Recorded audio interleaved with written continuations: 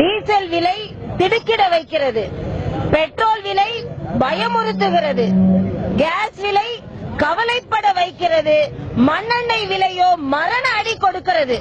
இப்படி மக்களின் மீது மரண அடி கொடுத்தால் சாதாரண மக்கள் எப்படி வாழ்வார்கள்? இங்கே பிரணாப் முகர்ஜி சொல்கிறார், அங்கே எண்ணெய் நிறுவனங்களின் முதுகில் நஷ்டம் என்ற சுமை ஏற்ற முடியாது என்று. அப்படி என்றால் சாதாரண பாமர மக்களின் முதுகில் இந்த விலையேற்ற சுமையை ஏற்ற முடியுமா? இதற்கு பாரதிய ஜனதா கட்சி கடுமையான கண்டனத்தை தெரிவிக்கிறது.